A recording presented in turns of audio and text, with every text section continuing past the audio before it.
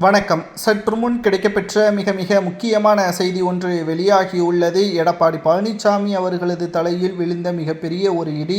நாங்குநேரி தொகுதியின் எம்எல்ஏவாக இருக்கக்கூடிய ரெட்டியார்பட்டி நாராயணன் இன்று அதிமுகவிலிருந்து விலகியுள்ளார். இதற்கு மிக முக்கியமான காரணம், நாங்குநேரி தொகுதியே அதிமுக அமமுகவிற்கு, அதாவது டிடிவி தினகரன் கட்சிக்கு ஒதுக்கியுள்ளது.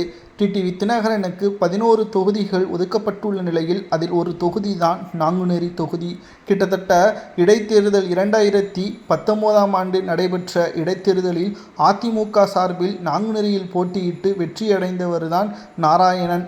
தற்பொழுது மீண்டும் அதிமுகவின் போட்டியிடுவதாக அப்பகுதி மக்கள் மிகுந்த எதிர்பார்ப்புடன் காத்து கொண்டிருந்த நிலையில் கூட்டணி கட்சிக்கு ஒதுக்கீடு செய்யப்பட்டதால் பேரதிர்ச்சிக்கு ஆளாகி தற்பொழுது அதிமுகவிலிருந்து விலகி ஓபிஎஸ்ஸிற்கு ஆதரவுகளை தெரிவிக்கலாமா அல்லது விஜய் அவர்களுக்கு ஆதரவுகளை தெரிவிக்கலாமா என்ற ஆலோசனை நாங்குநேரி தொகுதி மக்களுடன் நடத்தி வருகிறார். மேலும் விஜய் அவர்களுடன் ஆதரவுகளை தெரிவிப்பதற்கு அதிக வாய்ப்புகள் இருப்பதாகவும், தற்பொழுது திமுகவில் இணைந்தால் மீண்டும் நாங்குநேரி தொகுதியில் வாய்ப்புகள் கிடைக்காது. அதுவே விஜய் அவர்களது கட்சியில் இணைந்தால் விஜய் அவர்களது பெயரும் சின்னமும் நிச்சயம் மக்கள் மத்தியில் மிகவும் பிரபலமானது. அதே சமயம் கடந்த வாக்கு வங்கிகளை பயன்படுத்தி நாங்குநேரி தொகுதியில் போட்டியிட்டால் வெற்றியடைவது உறுதிதான் என்று கூறி தற்பொழுது நாங்குநேரி தொகுதியின் எம்எல்ஏவாக இருக்கக்கூடிய நாராயணன் எடப்பாடி பழனிசாமி அவர்களிடம் தனது ராஜினாமா கடிதத்தையும் அதிமுகவிலிருந்து விலகுவதாகவும் அதிகாரப்பூர்வமான அறிவிப்பை வெளியிட்டுள்ளார். தற்பொழுது அரசியல் வட்டாரத்தில் இது பேரதிர்ச்சியை ஏற்படுத்தியுள்ளது.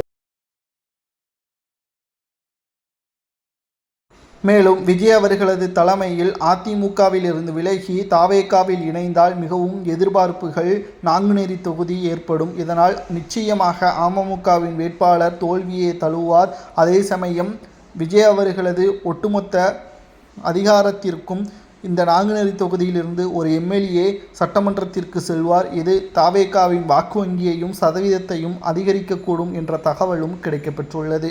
தொடர்ச்சியாக எடப்பாடி பழனிசாமி அவர்களுக்கு அதிர்ச்சிக்கு மேல் அதிர்ச்சியாக செய்தியாக அரசியல் களம் சூடுபிடித்துள்ளது. ஏனென்றால் சரியான தகவல்களையும் திட்டமிடுதலும் எடப்பாடிக்கு இல்லை.